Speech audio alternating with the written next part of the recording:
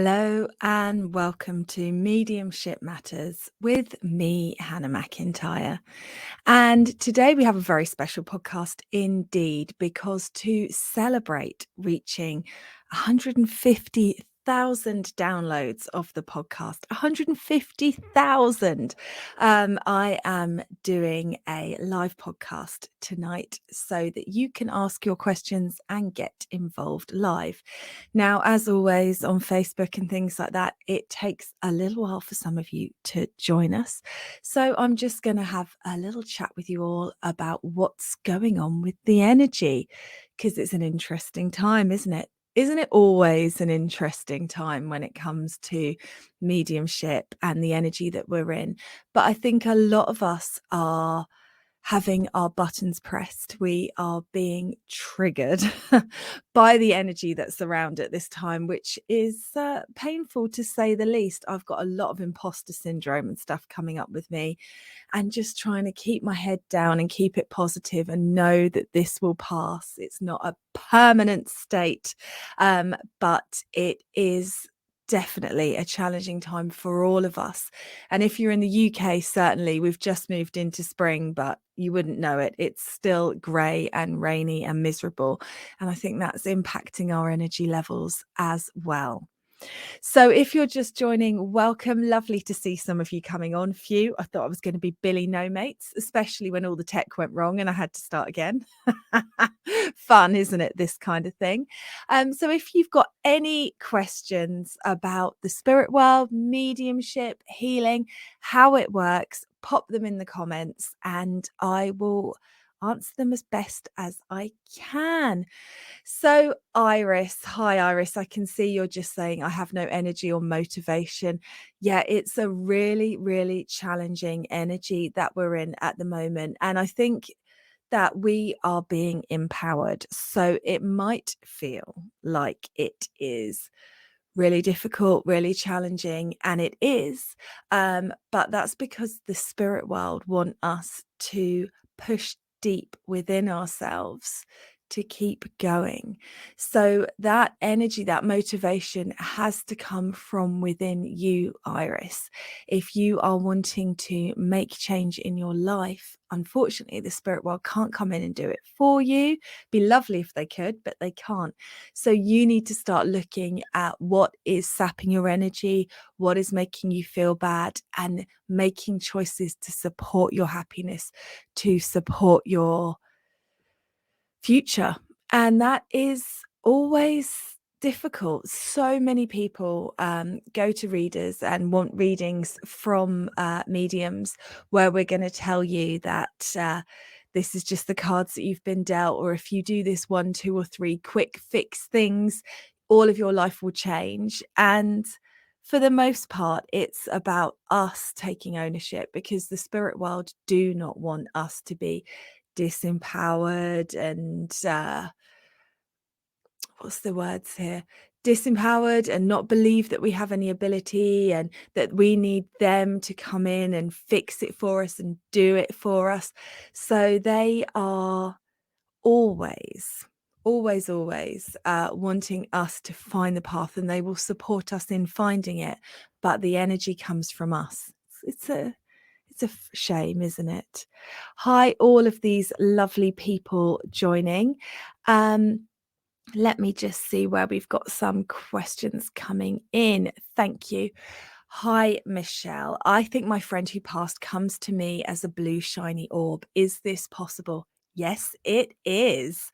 And that is amazing, isn't it? I love the spirit world. It's so incredible how they can show you that they're here.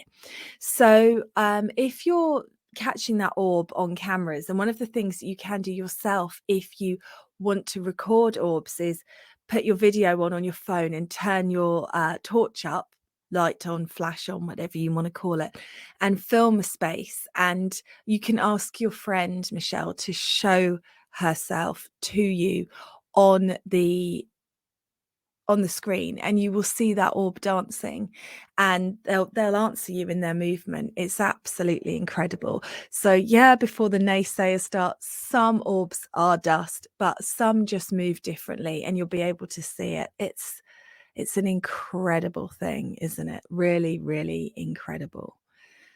Ah, there we go. Let's have a look. Ah, Fran. I have a job interview next week and I'm still unsure if it's the right thing to do. This is the interesting thing, I think, about working with spirit and following this kind of path is they won't tell you if it's the right thing. They will let you figure it out. And this is something that I cannot say enough. So many people expect the spirit world to just come in and say, yes, do this, no, don't do this. And sometimes they do. But also sometimes they push you down paths that aren't necessarily going to end in absolute joy so that you can learn from them, because we are here to learn. So, Fran, for first things first, I would not worry about it too much, which is easy for me to say. And I would start by going for the interview and getting a read on those people there and sitting in that space and feeling into it, feeling in through your tummy, through your gut instinct, whether it feels like a place where you will be happy or not. And that will start helping you with making that decision-making process. But when we're working with what's right for us and what's wrong with us, it actually comes from inside of us. So follow your emotions. If it's not a resounding hell yes, if it's a I don't know, then that tells you the answer, doesn't it? I hope that that helps. Hi, everybody. It's nice to see you here. Let me just see what other questions I've got coming in. I just saw one and then I moved it. Mark, how do you know which direction to go? I love this. And it's one of the big things for me. So in my journey with spirit, one of the things that kept holding me back was, should I be doing this? Am I supposed to be a medium? Is this my calling? Is this the right space for me to be in? That kind of thing. And actually, the way that I have learned the right direction from me is very much like I was just saying to Fran. It's that kind of bumbling around. It's in the contrast. So it's in following paths, not knowing fully where I'm supposed to be or how it's supposed to work out, and learning as I go through life what I want and also what I don't want, what doesn't work for me, what doesn't feel right for me, what doesn't light me up. And so there is so much value in trying something and realizing it's not for you. And we always want to avoid that, skip past that part,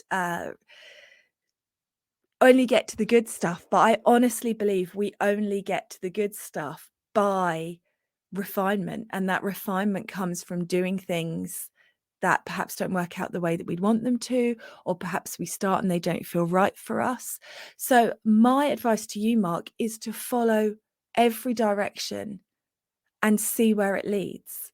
And some directions, some paths will lead and there'll be it will just fall off a cliff and you'll know it's not the path for you. And some paths will lead certain places and intertwine with other paths.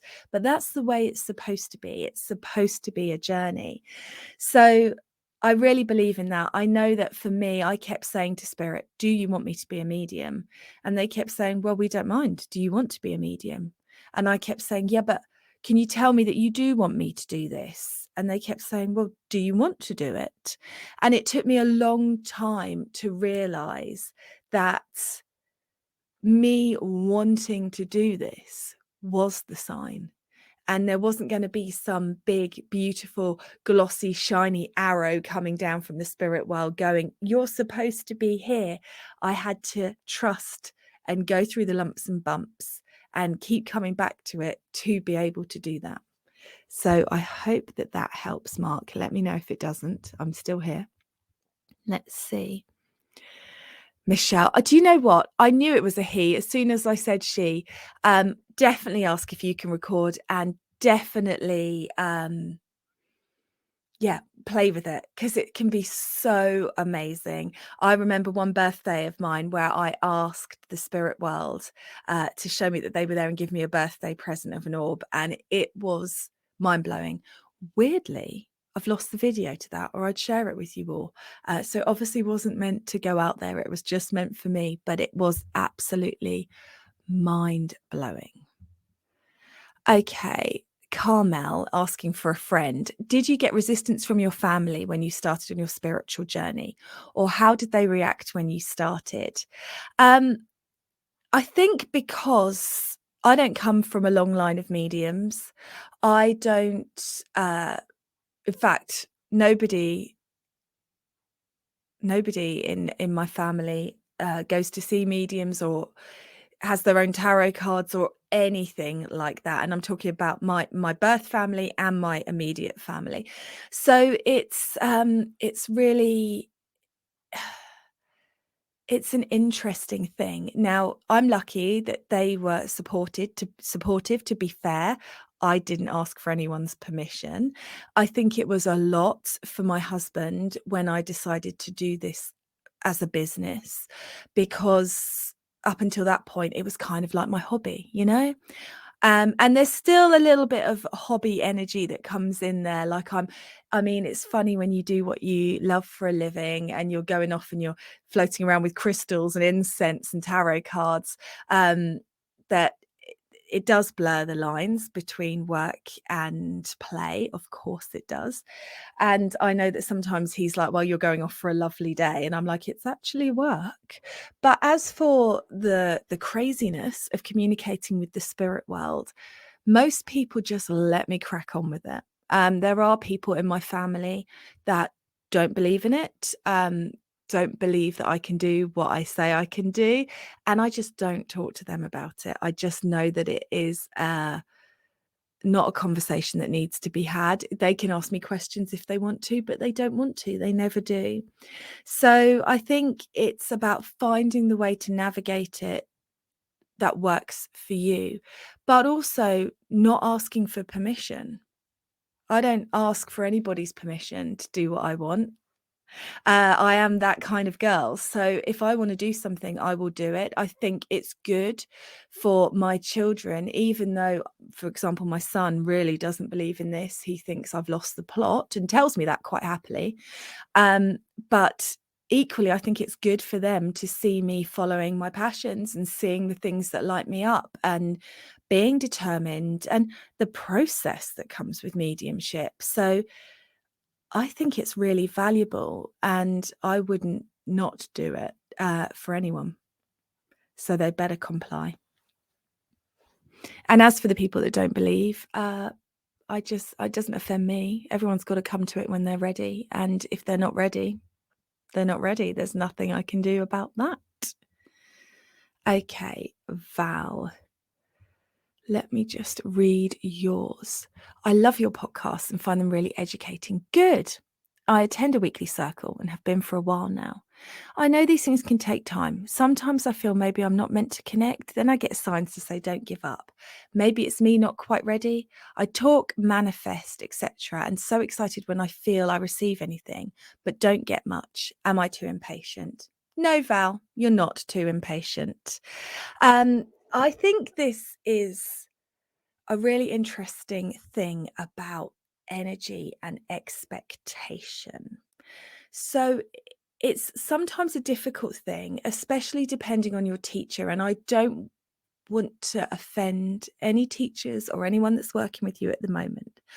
But historically, in my experience, teachers and people that run circles and things like that, they have this idea that it's going to take a long time. But actually, in my opinion, spirit communication is available to everybody, and it is available instantly to everybody. You don't need to be any different to how you are right now to communicate with spirit. And I think sometimes we have those ideas in our heads that it should take longer. And so we hold ourselves back. We almost cut ourselves off from spirit because we feel like we need to go through some sort of process. I know for a long time on my journey, I felt like I needed to be more spiritual, whatever the hell that means, before spirit would work with me. So I kept trying to sort of put on what my idea of a spiritual person was so that they would work with me. And I'm sure my guides were there the whole time gagging and going, what is she doing? We're here already. The other thing I will say to you, Val, is that spirit are incredibly subtle. So I've just shared on the podcast, which you may have heard, you may not have got around to them yet, my spirit stories. And this has been a really great reminder for me of when they had to jump through amazing hoops right at the beginning of my journey, because all of those stories are years old. I don't get that same strong presence from spirit that I used to. And so much of mediumship is communicating with something that feels very much like you could be making it up and learning to trust it. And that is really, really hard. So if I could give you any advice, Val, it would be keep practicing. Don't tell yourself it needs to take time. Spirit are with you. The spirit world is a place on earth. There is no separation. They are right beside you right now.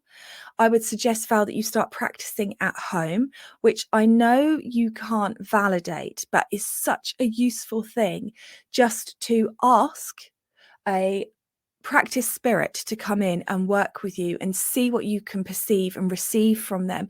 Let them tell their story. Start opening up to different ways of working, asking different questions, because that will expand your ability to receive. It's a really funny thing that we close ourselves off from spirit communication because we expect it to be bigger, stronger. And I can honestly say that when I walk out on stage and I'm doing mediumship, it feels like there's no one there with me. And I have to just trust that there is. And it is a baptism of fire every time I work, but I have built enough trust in spirit from practicing that I know that they're there. So practice is absolutely key. And I really believe that you need to also be looking and building your power with spirit, building your blend with spirit. So I don't believe that we need to power up before we work. I believe that spirit bring the power as they come in with us. But if you can, at the beginning of your links, work very quickly with bullet point evidence as quickly as you possibly can. Do not allow yourself to have a gap. I was talking to my students about this last night.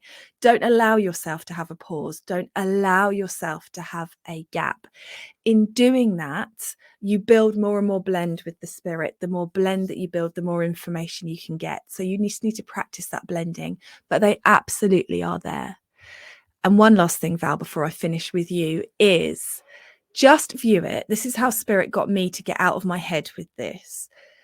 If you, God forbid, were to die tomorrow unexpectedly, and you were to leave your loved ones and you were to watch them from the spirit world, if they were in a development circle or they went to see a medium, would you care how long that medium has been working with the spirit world?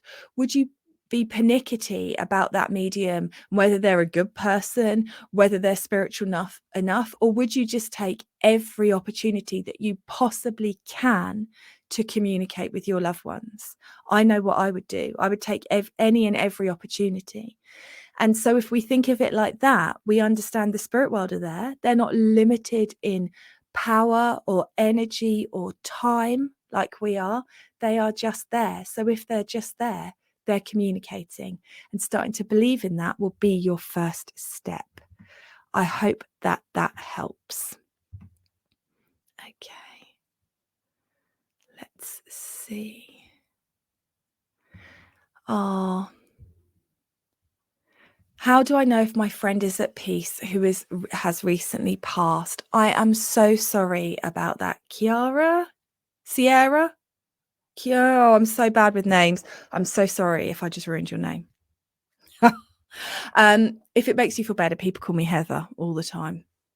It's just the way it is. It doesn't matter what your name is. People always get it wrong. So, everybody that moves into the spirit world, in my experience, is fine straight away. Nobody gets stuck here. Nobody gets trapped here. There is nothing but love and light. And I know that sounds mega cheesy, but it's true. So the spirit world is here. We are in the spirit world. There is no separation. They're not going off up to heaven like I used to imagine it. They are right here. And it's actually the natural state for our souls to be in. We are in the unnatural state when we are in the physical. And so they just instantly move to their loved ones, instantly move into that space of wellness, wholeness, and happiness. And that is true even for people that go too soon, who go in tragic circumstances, or who are not ready to leave, because it is so fantastic over there. So the only negativity or sadness that the spirit world feel is vicariously through us. They see our suffering, they feel our pain, they see us missing them, but they are fine. And so what you can do is you can ask your friend to give you a sign, and you can be as specific with it as you like. I want to hear this song, or I want to see this phrase, or I want this number. And then just know that they will be doing everything they can to bring that sign to you, and just keep your eyes out for it and wait for it to come. But I promise they will be fine. Phil, how can you tell if a spirit is trying to get your attention? It depends, Phil. So there's been 2 times in the last 13 years that I have worked with spirit where they have really imposed upon me that they were trying to get my attention. I have to say, because the spirit world are fine, it's normally me wanting their attention rather than them wanting mine. So both of the times when that spirit was trying to get my attention and get me to communicate with their loved one, and I wasn't actively trying to do it, the atmosphere changed in the space that I was in. And I don't mean, ooh, I got a breeze. I mean, it was like the whole world shifted. I was expecting things to start moving. It was like gravity no longer existed. So if they need you to do something for them, it will be inescapable. But your loved ones, your guides, your helpers are with you all the time. And sometimes they can just be wanting to let you know that they're there. And so just start asking. You can ask for signs, like I was just saying, or you could ask them to come in and see if you can feel that energy. It is very subtle, but the more that you do it, the more you get used to it, the more of a presence you can build. Hope that helps, Phil. Okay. Let's see. Sue, how important is eye contact with your sitter? As it's something I struggle with in everyday life, and I find it really hard when practicing mediumship. I find it easier not to look at them, so any hint of negative feedback doesn't throw me off. Eye contact is not imperative. And actually, I will tell you this. If you come and ever see me live, I think you are coming, Sue, aren't you? I won't know you're in the audience, which sounds like a nuts thing, because there's the amount of contact that you need with sitters to bring their energy into a reading.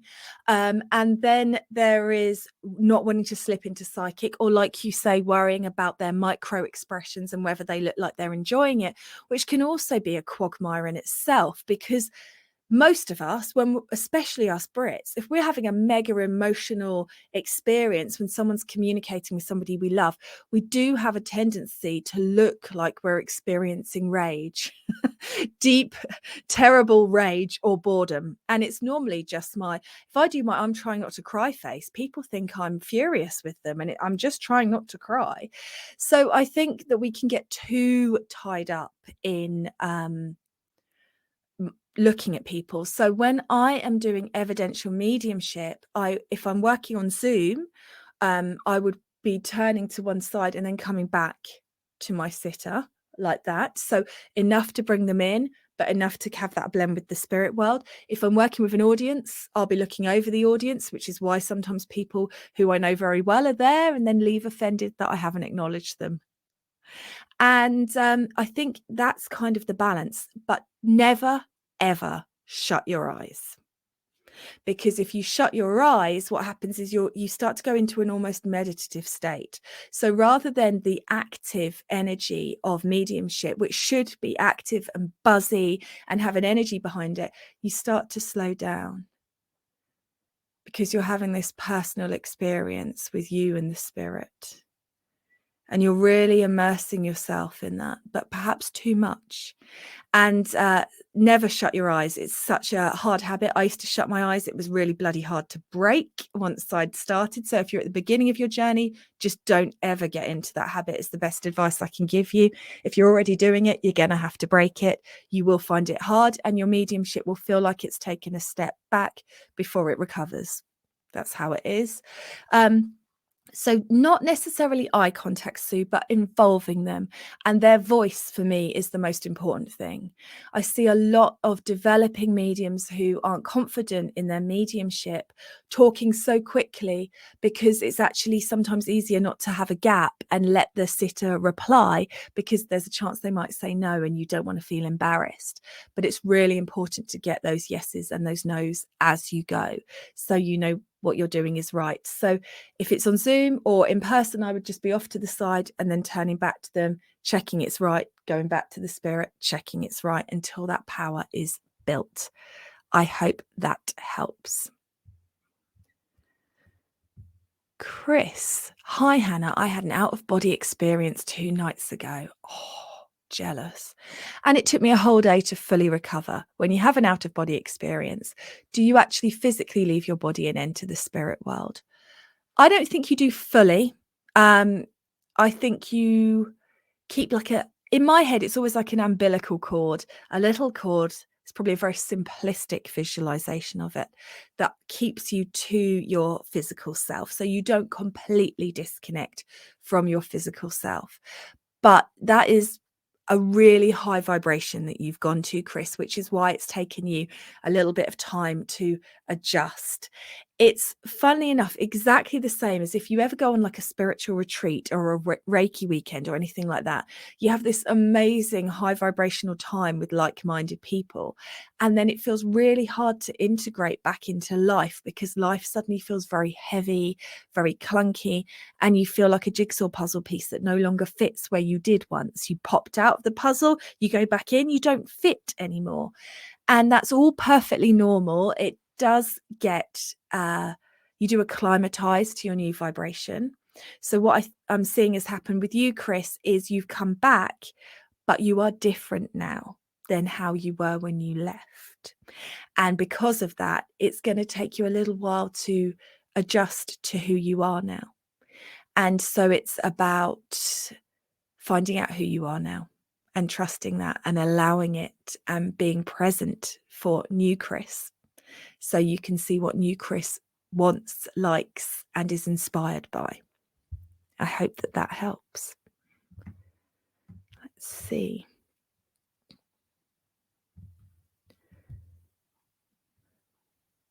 Is there meaning in the colours of orbs, Lynette, or is it due to our human perception? Good question, Lynette. I think it's a bit of both.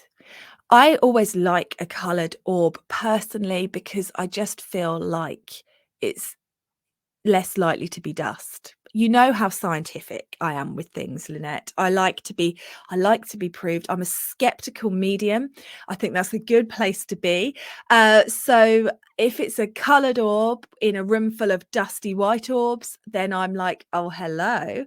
And different shapes. I don't necessarily think there's a meaning in the colour. I think there's a vibration in the colour. So you might be seeing it because of a different frequency. I hope that makes sense. Let me know if it doesn't. Let's see. Can you ever get bad news when you read someone? As I feel like I have had some, but reluctant to tell. Hi, JJ. Yes and no. So I don't believe that spirit would never tell you bad news. but I do believe they'll tell it to you in a really empowering way. So they're not like, I always say, they're not like Nelson from The Simpsons, where they come in and tell you something disastrous and then go, ha ha, and then leave again. And you're just there flailing, going, what happened? This is terrible. I think that they will tell you that maybe something's coming up, but they will give you the inspiration to keep going with it and how it's going to help or what you need to do to navigate that time, rather than just going, shit's about to hit the fan. Good luck with that. See you on the other side, soldier. They will give you something empowering beside it. And with regards to things like people's deaths and illnesses and stuff like that, I don't get that from spirit. Sometimes I pick that stuff up psychically, but I have to be honest and say I never share it. I believe that if spirit ever want me to share it, they would tell me. It's happened to me once where I had to tell my friend that her mum was going to die, but it did come with a very empowering, amazing message beside it. But generally speaking, I can be aware of things that I'm picking up through my psychic experience that are not coming from the spirit world. And if it's not from the spirit world, then I have to look at whether it feels right to share it. And anything like that just doesn't for me. Okay. Vibes and Jibes, keep up your amazing work. Only just found your podcast. Yay! Welcome. Thanks for coming. Glad you liked it. Sue, am I still writing a book? If so, how's it going? I am, Sue. In fact, I have finished my first book. I am awaiting impatiently a meeting with a publisher, and then hopefully. And if not, I'm going to self-publish. But I'm just waiting to see how that goes. And I feel very frustrated and not how I like to be at the moment, because I'm in a holding pattern. And I don't want to be in a holding pattern. I want everything now. So I'm processing through that. But I've just started writing my second book. So I haven't even got the first one done yet. But that's how it flows and how it goes. So yes, I am. First book is done. So fingers crossed. Send me some good vibes. Okay. Kirsty. Hi, Hannah. I have seen an actual angel, so have no choice but to believe they exist. What, if anything, have you seen, or do you truly believe in that the majority of people, the population, do not? Oh, that's an interesting question, Kirsty. I like it. Yeah, I've seen an actual angel, so I have no choice to believe they exist. I hear you. Spirit Stories 2 on my podcast that came out this week. I had a experience with Jesus, which I was really uncomfortable with, because that was not my bag, being so anti-religion. And so that was pretty mind-blowing to me. I think for me, the main thing that I see that people don't believe in is people's potential. It's why I love doing spiritual assessments so much. I love doing them because you are sitting in someone's potential and you are trying to get them to open up to it. And it's such a funny thing when you've got someone in front of you and you are perceiving this huge amount of energy and light around them, and they're like believing that it's here, and you're trying to get them to see it here, and you're trying to get them to see it there, and you're trying to get them to expand into it, and they just don't believe in it. So that for me is one of the major ones, is that we don't believe that we have a choice. We don't believe that we create our experience here. And I just wish more people understood how powerful they are, because we all have this ability. We all can communicate with spirit, and we can all change our lives. We just don't believe that we can. And I wish that I could just get everybody to feel into that space, even just for a day, because I think it would sort out the majority of problems. And I really do, because people who aren't afraid that someone else is taking something from them because they can see their own potential are happier.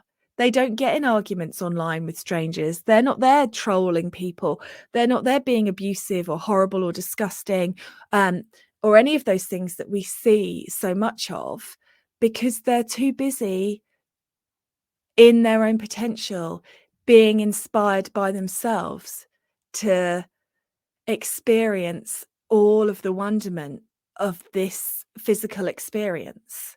So that is what I wish that people just could tune into just for a moment, because it would change everybody's lives.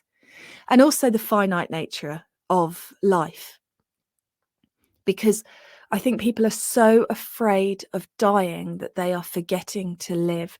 They are so afraid of, they can feel that impending time is running out, but then it's causing them to be stuck in it and still in it and not moving in it. And what they need to be is, time is running out, so I'm going to be active, I'm going to be pushing forward, I'm going to be seeing what I can achieve, rather than, oh well, I'm in my 40s now, there isn't much time left, so I'm just going to give up with my life, which so many people are subconsciously in that energy. I hope that that was a good enough answer for you. And I love that you have seen an actual angel. That's so funny. Michelle, I've heard so much about loved ones that can't connect right after their transition. I found that to be untrue. I'd love your thoughts. Me too. Absolute hooey. And I can tell you that I know that for a fact, because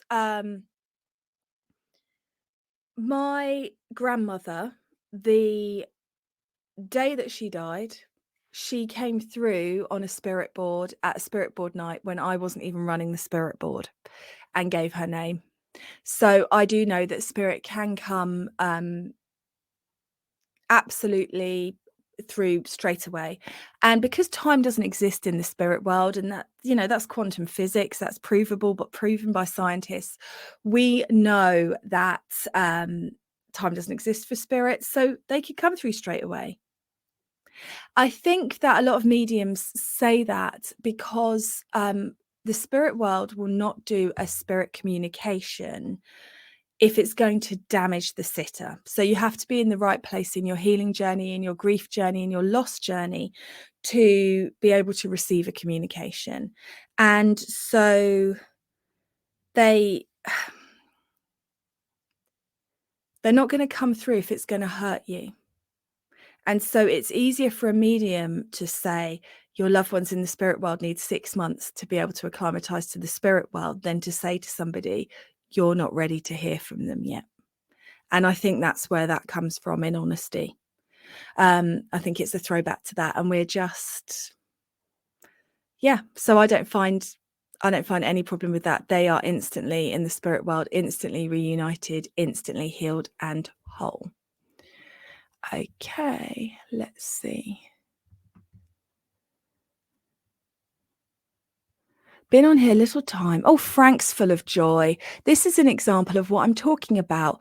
I'm not on here to prove evidence, Frank. I'm not working in evidential mediumship right now. I'm doing a podcast answering mediumship questions. Have a nice day. Right, let me just see. Rachel, I'm just starting my spiritual journey, just completed level 1 Reiki. I've been told I have the ability to connect to spirits. I'm really looking forward to it. Good. Excellent. I do believe, Rachel, that everybody has the ability to communicate with the spirit world, and Reiki will help you do that because of the healing energy that comes through. And you're coming on the mediumship retreat. Yay. Fantastic. Looking forward to that. There's only 5 spaces left. I can't believe it, for January. Craziness. Okay, let's see what we've got here. Can spirits contact through smells? Hang on. You told me how to say your name. Let me just look for it. Kiera, was that it? Kira. I think it's Kira. Let me just get you. Can spirits contact through smells? Sounds random, but every so many months I get a strong smell, and I could be anywhere, even at home, in the car, at work. Yes, they can. And And it's amazing, isn't it? And I think smells really are very evocative of memory. So for me, every now and again, and it's not just from the spirit world, it's in life, I can smell toast cooking, and it's really takes me back to my grandparents' house and being in their home and waking up and knowing that they are awake because they were really early risers and going downstairs to be with them. And it just is such an evocative memory for me that, yeah. So smell is amazing. And I believe that spirit will communicate with you through every way possible. So that will be smell, it will be taste, it will be knowing, it will be words in your head, it will be feelings, emotions. And the reason why they can do that is because they are sending you an energy. And so if you are open, you can receive that energy in any which way. So never limit yourself, any of you listening, never limit yourself to, I only hear spirit this way or only feel spirit that way. Be open to all of the wonderful ways that you can communicate with spirit. Good, good. Sharon, I hope I've answered your question straight away. Let's see. Nikki. Hi, Hannah. When you meet people for the first time, do you feel their loved ones come through to you without the person asking? No, I don't, Nikki.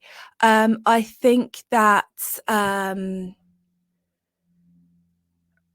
if you reach, they are always there because they are omnipresent, which means they are always with all of us. And if you reach out for them, you will always find them.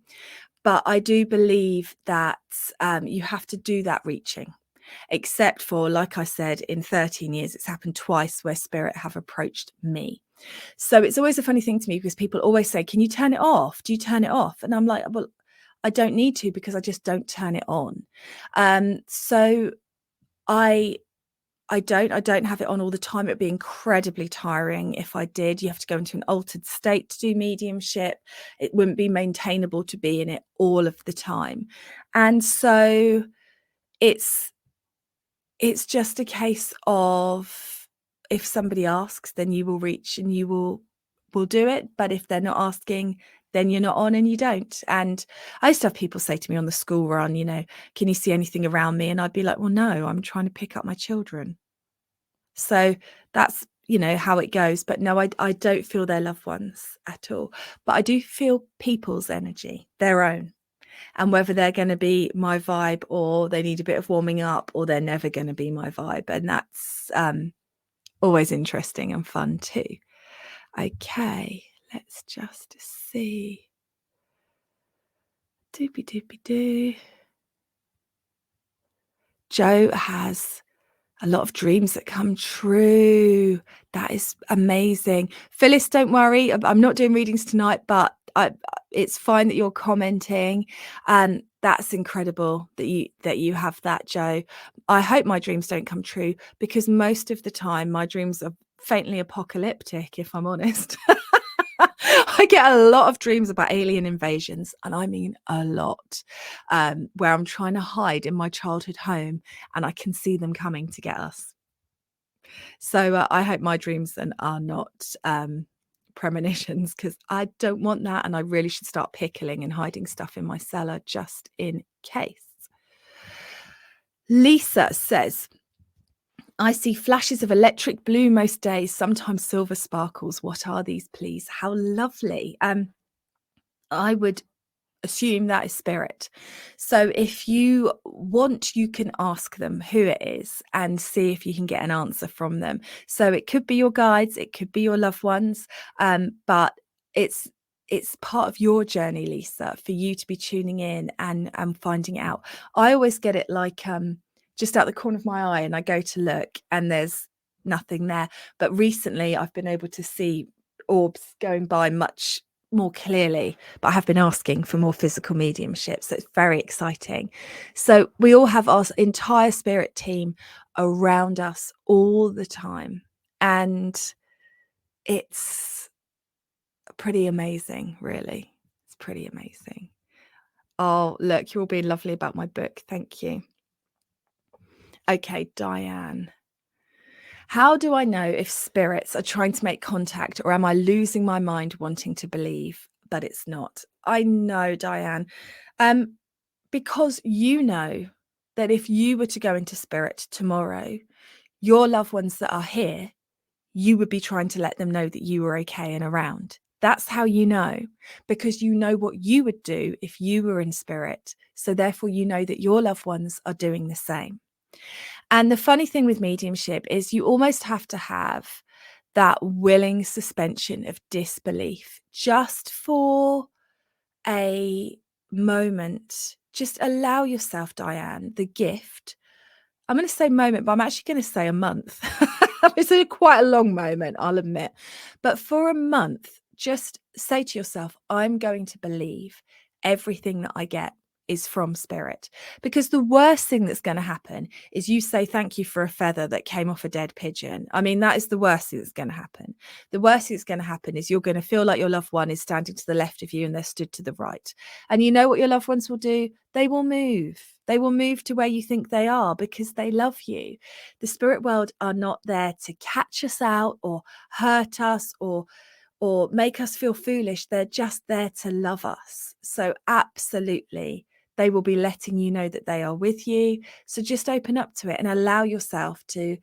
This is what I did for a month. I just allowed myself to say thank you and yes, and I love you. And hi, Nana, it's great to see you. Hi, Auntie Jill, I miss you. And that kind of thing to my loved ones in the spirit world. And the more that I acknowledged it and said thank you for it and allowed it, the bigger it got, the more I received. And then I knew. Hope that helps.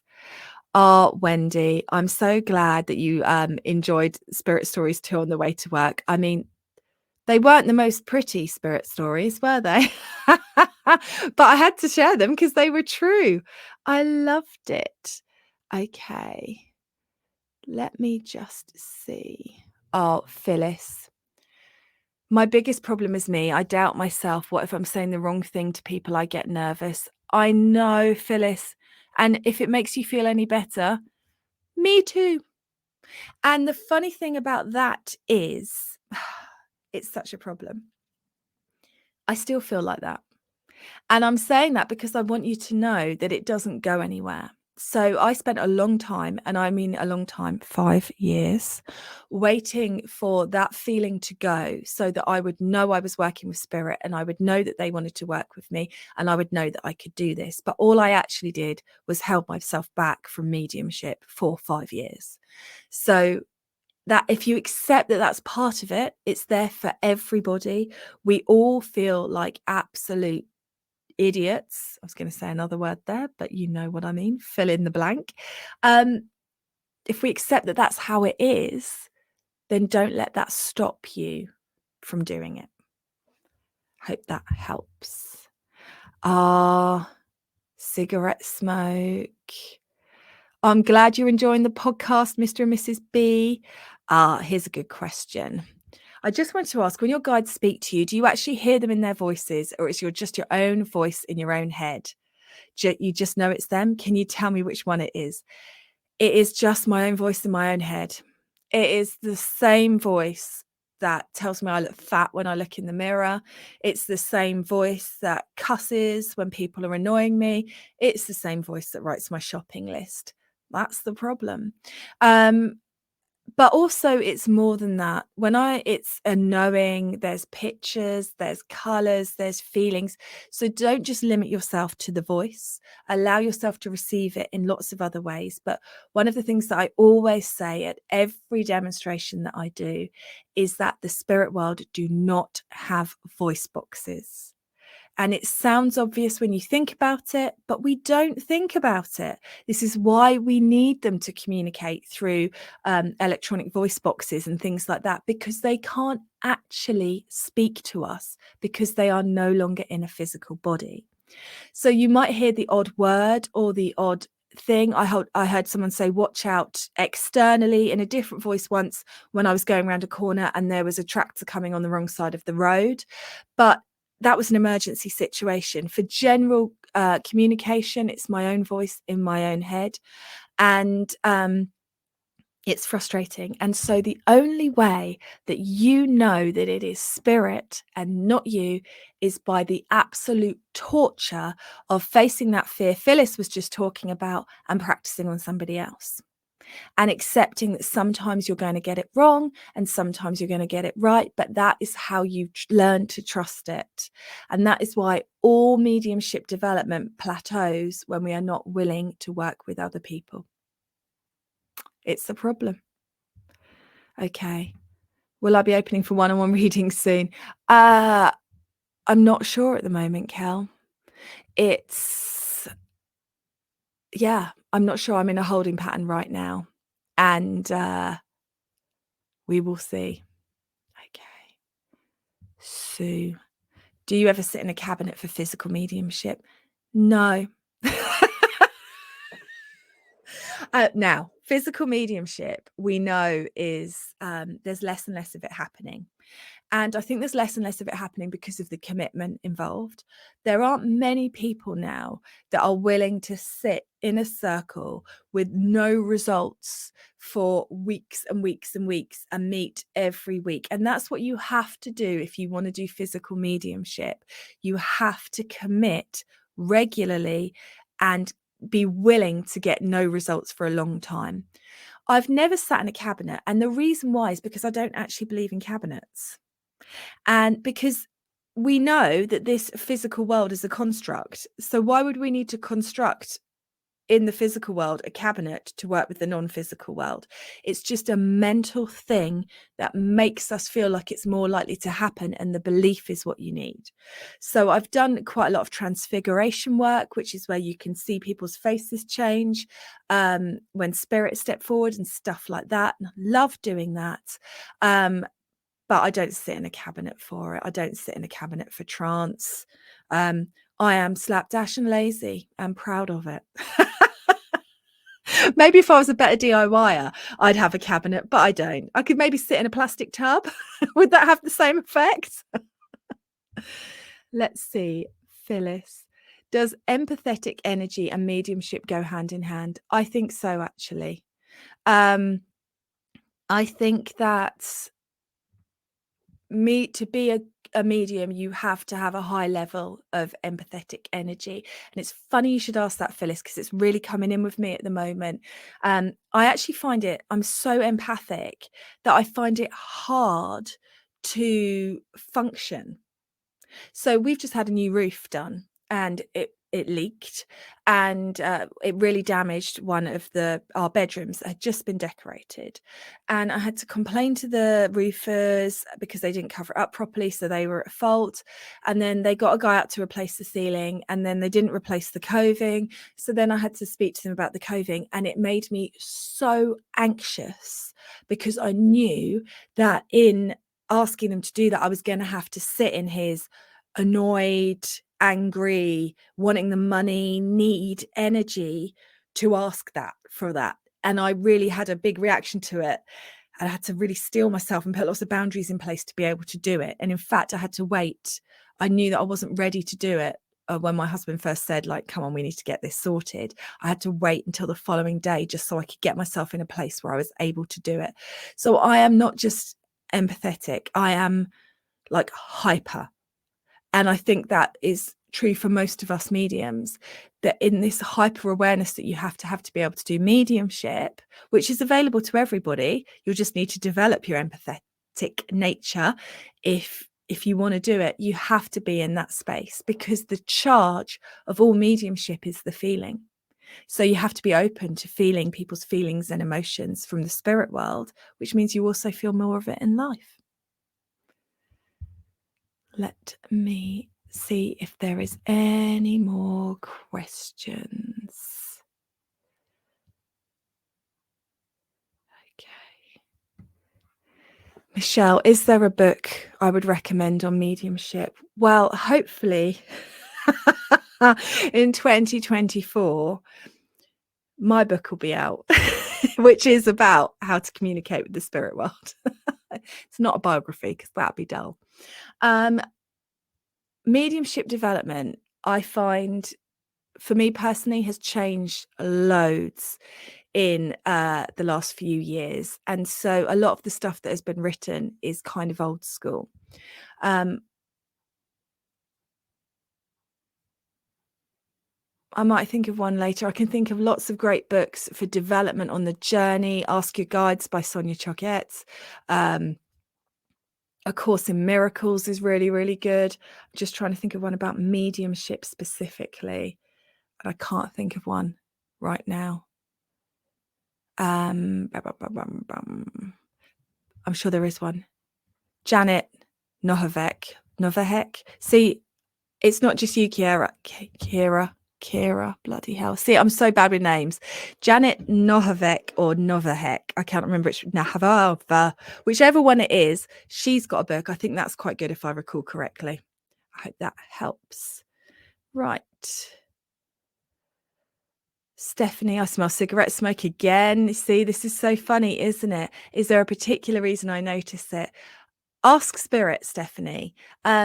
It'll be, I expect, a spirit letting you know that they're around. It could be one of your guides and one of their calling cards. So just keep an eye out, because it really is incredible. And I think smell's one of the most amazing ones, just for spirit to let you know that they're there, because it's so incredible, isn't it? Well, there we go. Thank you all so much for joining me and getting involved tonight and asking your questions. And thank you again for all of your support. I cannot believe that we have hit 150,000 downloads. I can't believe we're in the top 10 of the charts. It's just amazing. And if you don't listen to the podcast, I do really recommend it if you're spiritually developing, because there are hundreds of episodes of spiritual development and information for you there. So thanks all for getting involved and have a really lovely evening.